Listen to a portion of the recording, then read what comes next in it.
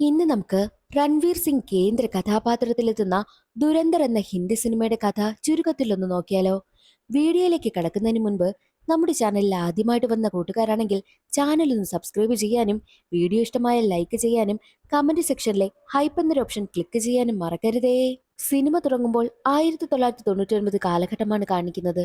ആ കാലഘട്ടത്തിൽ ഇന്ത്യയിലെ ഫ്ലൈറ്റ് പാകിസ്ഥാൻ തീവ്രവാദികൾ ഹൈജാക്ക് ചെയ്തിട്ട് $10 മില്യൺ ക്യാഷായി കിട്ടിയാൽ ഫ്ലൈറ്റിലുള്ളവരെ ജീവനോടെ വിടാമെന്നും ഇന്ത്യൻ ഇന്റലിജൻസ് ഓഫീസറായ അജയ്യോട് ആവശ്യപ്പെടുന്നു.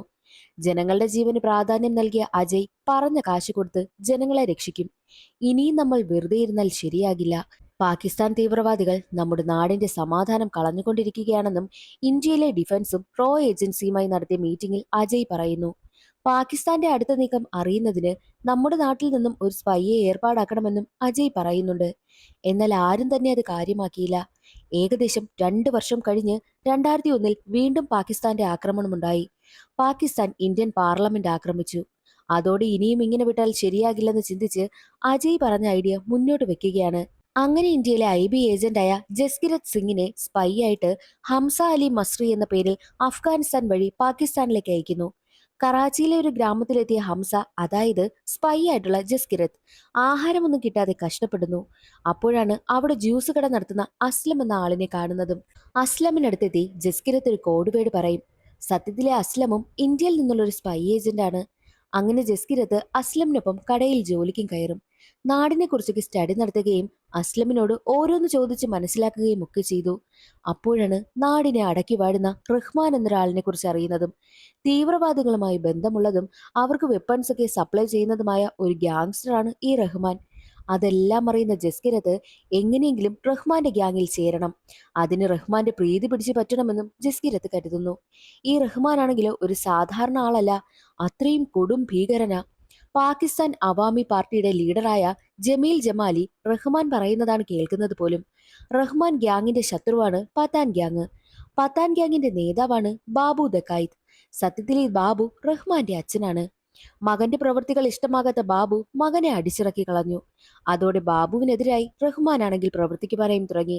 റഹ്മാൻ എന്തെപ്പോൾ ചിന്തിക്കുമെന്ന് ആർക്കും തന്നെ അറിയത്തില്ല. അത്തരമൊരു ക്രിമിനലാണ് റഹ്മാൻ. റഹ്മാന് ഭാര്യയും 2 മക്കളുമുണ്ട്. റഹീം, ഫൈസൽ എന്നിങ്ങനെയാണ് മക്കളുടെ പേര്. ഒരിക്കൽ ആ നാട്ടിൽ നടക്കുന്ന കല്യാണത്തിൽ പങ്കെടുക്കുവാനായിട്ട് റഹീമും ഫൈസലും പോകുന്നുണ്ട്. ഈ വിവരം പത്താൻ ഗ്യാങ് അറിയും. അതോടെ കല്യാണ ചടങ്ങിൽ വെച്ച് റഹീമിനെയും ഫൈസലിനെയും കൊല്ലുവാനായിട്ട് പത്താൻ ഗ്യാങ് പ്ലാൻ ഇട്ട് ആളിനെ അയക്കും. ഈ വിവരം ജസ്കിരത്ത് അറിയും.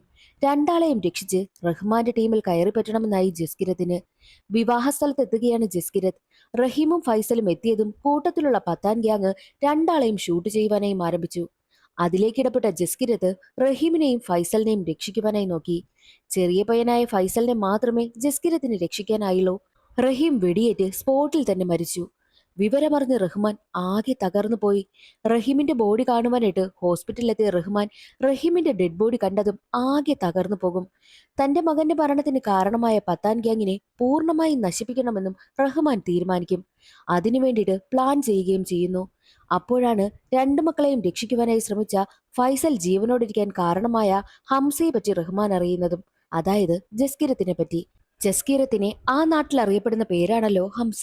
ഹംസ ഒരു ജ്യൂസ് കടയിലാണ് ജോലി ചെയ്യുന്നതെന്നും റഹ്മാൻ അറിയും. അവനെ നമ്മുടെ ടീമിൽ ചേർക്കണമെന്നും റഹ്മാൻ പറയുന്നു. ജസ്കീരത്ത് പ്ലാൻ ചെയ്തതുപോലെ തന്നെ നടക്കുകയാണ്. റഹ്മാന്റെ ടീമിൽ ചേർന്ന ജസ്കീരത്ത് റഹ്മാനെ കുറിച്ച് ഓരോന്നും ശ്രദ്ധിക്കുവാനായും തുടങ്ങി.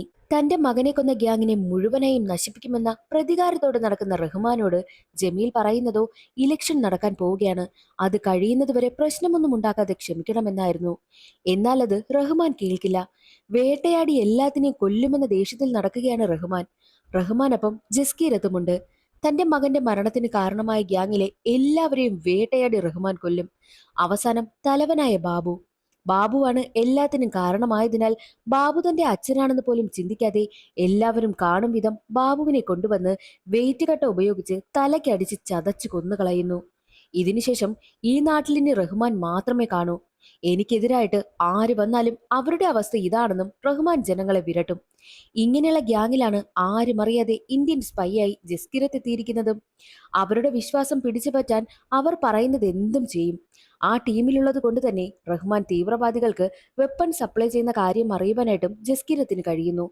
മാത്രവുമല്ല, ഇന്ത്യയെ തകർക്കുവാനായിട്ട് ഇന്ത്യയിലേക്ക് കള്ളനോട്ട് എത്തിക്കുവാനുള്ള പ്ലാനും നടത്തുന്നതായും അവരുടെ ചർച്ചയിൽ നിന്നും ജസ്കിരത്തിന് അറിയുവാൻ കഴിഞ്ഞു. അങ്ങനെയിരിക്കെ ഒരു ദിവസം റഹ്മാൻ ജസ്കീരത്തിനെയും കൂട്ടി പൊളിറ്റീഷ്യനായ ജമീലിനെ കാണാൻ ജമീലിന്റെ വീട്ടിൽ പോകും. അവിടെ വെച്ചാണ് ജമീലിന്റെ മകളായ യലീനയെ ജസ്കിരത്ത് ആദ്യമായി കാണുന്നതും. സുന്ദരിയായ യലീനയോട് ആദ്യമൊക്കെ ജസ്കിരത്ത് കൂട്ടായത് ജമീലിന്റെയും റഹ്മാന്റെയും നീക്കങ്ങളെപ്പറ്റി അറിയുവാൻ വേണ്ടിയിട്ടാണ്. എന്നാൽ പിന്നീടത് രണ്ടാൾക്കുമിടയിൽ പ്രണയമായി മാറുവാനായും തുടങ്ങി. അങ്ങനെയിരിക്കെ പാകിസ്ഥാൻ തീവ്രവാദി തലവനായ ഇക്ബാലിനെ കാണുവാനായിട്ട് റഹ്മാൻ ജസ്കീരത്തിനെയും കൂട്ടിക്കൊണ്ടു പോകുന്നു. എന്നാൽ ഈ ഇക്ബാൽ ഒരു ക്രൂരനായ വ്യക്തിയായിരുന്നു. ഇക്ബാലിന്റെ കൂട്ടത്തിലും ഇന്ത്യയിൽ നിന്നുള്ള ഒരു റോ ഏജന്റ് സ്പൈ ആയിട്ടുണ്ടായിരുന്നു. ഇപ്പോൾ അയാൾ പിടിക്കപ്പെട്ടിരിക്കുകയാണ്. റോ ഏജന്റിനെ ഇക്ബാൽ ടോർച്ചർ ചെയ്യുന്നത് കണ്ട് നാളെ ഞാൻ പിടിക്കപ്പെട്ടാലും ഇത് തന്നെയാണ് എന്റെയും അവസ്ഥ എന്നും ജസ്കീരത്ത് ചിന്തിക്കുന്നു. പക്ഷേ അതൊന്നും പുറത്ത് കാണിക്കാതെ അവരുടെ പ്ലാൻ അറിയുകയാണ് ജസ്കീരത്ത്. അടുത്തതായി ഇന്ത്യയെ തകർക്കാൻ കള്ളനോട്ട് എത്തിക്കുന്ന തീവ്രവാദികളുടെ പ്ലാൻ ജസ്കീരത്ത് ഇന്ത്യൻ ഇന്റലിജൻസിനെ അറിയിക്കും. മാത്രവുമല്ല, യലീനയുമായി റിലേഷൻഷിപ്പിലായതിനാൽ യലീന വഴി ജമീൽ രഹസ്യമായി റഹ്മാനെ കൊല്ലാൻ പ്ലാനിടുന്ന കാര്യം ജസ്കീരത്ത് അറിയുന്നു. ആ ഒരു കാര്യം യലീന വീഡിയോ ഷൂട്ട് ചെയ്തും ജസ്കീരത്തിന് കാണിക്കും.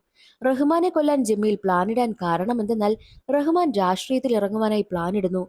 പാർട്ടി രൂപീകരിക്കാൻ വേണ്ടിയിട്ടുള്ള കാര്യങ്ങളൊക്കെ ചെയ്യുന്നുണ്ട്.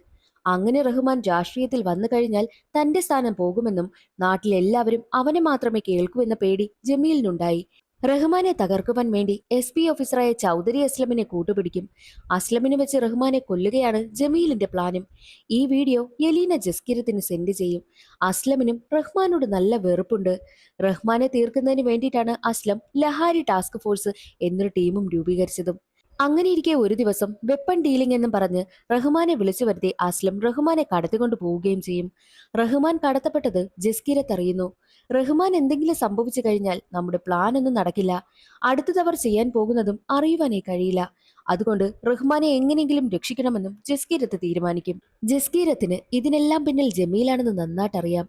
അങ്ങനെ ജസ്കിരത്ത് അസ്ലമിന്റെ കുറച്ച് പോലീസ് ഉദ്യോഗസ്ഥരെ കടത്തി വെക്കുകയും അസ്ലമിനെ വീഡിയോ കോൾ വിളിച്ചിട്ട് എലീന അയച്ച വീഡിയോ കാണിച്ച് റഹ്മാനെ വെറുതെ വിട്ടില്ല എങ്കിൽ ഇവരെ കൊല്ലുമെന്നും ജസ്കിരത്ത് അസ്ലമിന് വിരട്ടും. അതോടെ അസ്ലം റഹ്മാനെ വെറുതെ വിടുന്നു. ഈ ഒരു സംഭവത്തോടെ റഹ്മാന് ജസ്കിരത്തിനോടുള്ള വിശ്വാസവും കൂടി. എന്നാൽ ജസ്കിരത്ത് ഒട്ടും പ്രതീക്ഷിക്കാതെ മുംബൈയിൽ ഒരു ബോംബ് ബ്ലാസ്റ്റ് നടന്നു. ഇനി ഇങ്ങനെ വിട്ടാൽ ശരിയാകില്ലെന്നും ചിന്തിച്ച ജസ്കിരത്ത് ജമീലിനടുത്തെത്തിയിട്ട്, നിങ്ങൾ റഹ്മാനെ കൊല്ലാൻ പ്ലാനിടുകയാണെന്ന് എനിക്കറിയാം. നിങ്ങളുടെ മകളും ഞാനും ഇഷ്ടത്തില. അവളെ വിവാഹം കഴിക്കുന്നതോടെ നമ്മളൊരു ഫാമിലിയല്ലേ. റഹ്മാനെ കൊല്ലാൻ ഞാൻ നിങ്ങളെ സഹായിക്കാം. അതിനു മുൻപ് റഹ്മാന്റെ ഫുൾ പ്ലാനും എനിക്കറിയണമെന്നും ജസ്കീരത്ത് ജമീലിനോട് പറയും. ആ ഡീലിന് ജമീലും ഓക്കെ ആവുകയാണ്. അങ്ങനെ ജമീൽ യലീനയുമായിട്ടുള്ള ജസ്കീരത്തിന്റെ വിവാഹവും ഉറപ്പിക്കുന്നു. ആ ചടങ്ങിൽ പങ്കെടുക്കുവാനായിട്ട് റഹ്മാനും റഹ്മാനൊപ്പം തീവ്രവാദി ഹെഡായിട്ടുള്ള ഇക്ബാലും വരും. അവിടെ വെച്ച് വെപ്പൺ ഡീലും ചെയ്യുന്നു. വെപ്പൺസ് ഒക്കെ സപ്ലൈ ചെയ്യാൻ പോകുന്ന കാര്യത്തിലൊക്കെ ജസ്കീരത്തും ഇടപെടുന്നു. അതോടെ ഇന്ത്യക്ക് മേൽ ഇവർ ചെയ്യാൻ പോകുന്ന വലിയ വലിയ കാര്യങ്ങളെല്ലാം ജസ്കീരത്ത് അറിയും. വെപ്പൺ സപ്ലൈ ചെയ്യുന്നതിന് റഹ്മാന്റെ കൂടെ ജസ്കീരത്തും പോകുന്നുണ്ട്. എന്നാൽ വലിയ ട്രാപ്പിലേക്കാണ് ജസ്കീരത്ത് റഹ്മാനെ കൊണ്ടുപോയതും. ആ ഒരു ട്രാപ്പ് ജസ്കീരത്ത് തന്നെ പ്ലാൻ ചെയ്തതാണ്. അതും SP ഓഫീസറായ അസ്ലമിനൊപ്പം. കാറിൽ വരുന്ന റഹ്മാനെ കാത്തു നിൽക്കുകയായിരുന്നു അസ്ലം. എന്നാൽ കാറിൽ വരികയായിരുന്ന റഹ്മാന് തന്നോടൊപ്പം വിശ്വസ്തനായി കൂടെ നിൽക്കുന്ന ജസ്കീരത്ത് ഒരു ദ്രോഹിയാണെന്നും കൂടെ നിന്ന് എല്ലാ കാര്യവും അറിയുവാൻ വന്ന ഇന്ത്യയിലെ സ്പൈയാണ് ജസ്കീരത്ത് എന്നുള്ള കാര്യം റഹ്മാൻ അറിഞ്ഞു. അതോടെ കാറിൽ വെച്ച് രണ്ടാളും തമ്മിൽ സംസാരമാവുകയും വലിയ ഫൈറ്റ് നടക്കുകയും ചെയ്യുന്നു. ഒരു ഘട്ടത്തിൽ കാറ് മറിയും. അതോടെ റഹ്മാൻ അവശനായി. എല്ലാവരുടെയും പേടി സ്വപ്നമായ റഹ്മാനെ ജസ്കീരത്ത് കൊന്നുകളയുന്നു. അതറിയുന്ന ജമീലിനും ഒരുപാട് സന്തോഷമാകും. കാരണം ഇനി ജമീലിനെ മാത്രം എല്ലാവരും അനുസരിച്ചാൽ മതിയല്ലോ. അവശനായി രക്തത്തോടെ വീട്ടിലേക്കെത്തിയ ജസ്കീരത്ത് തന്റെ ഡയറി എടുത്ത് അതിലെഴുതിയിരുന്ന റഹ്മാന്റെ പേര് വെട്ടും. അത് ജസ്കീരത്തിന്റെ ആദ്യ ഓപ്പറേഷൻ ആയിരുന്നു. ആദ്യ ഓപ്പറേഷൻ സക്സസ് ആയി. അടുത്തത് സഹാബ് എന്ന അടുത്ത ഓപ്പറേഷന് തയ്യാറെടുക്കുന്നതും കാണിക്കുന്നുണ്ട്. അപ്പോഴാണ് ഹംസ എന്നവിടെ അറിയപ്പെട്ട ജസ്കീരത്തിനെ പറ്റി പറയുന്നതും. ജസ്കിരത് സിംഗ് പഞ്ചാബിലാണ് ജനിച്ചത്. എന്നാൽ ഈ ജസ്കിരത്ത് വധശിക്ഷ വിധിച്ച കുറ്റവാളിയാണ്. ഇങ്ങനെയുള്ള ജസ്കിരത്ത് ഇന്ത്യൻ റോ ഏജന്റായി പാകിസ്ഥാനിൽ സ്പൈ ആയി കടന്ന് എല്ലാവരെയും നശിപ്പിക്കുന്നതിന് പിന്നിലെ കഥയും അടുത്തതായി നടക്കാൻ പോകുന്ന ഓപ്പറേഷൻ എന്തെന്നുമൊക്കെ അടുത്ത ഭാഗത്തിൽ കാണിക്കും. രണ്ടാം ഭാഗത്തിന്റെ സൂചനയും തന്നുകൊണ്ടാണ് കഥ അവസാനിക്കുന്നത്. ഇന്നത്തെ വീഡിയോ എല്ലാവർക്കും ഇഷ്ടമായെന്ന് കരുതുന്നു. ഇഷ്ടമായാൽ സപ്പോർട്ട് ചെയ്യാൻ മറക്കരുതേ. അടുത്ത വീഡിയോയിൽ കാണാം. അതുവരെ എല്ലാവർക്കും ബൈ.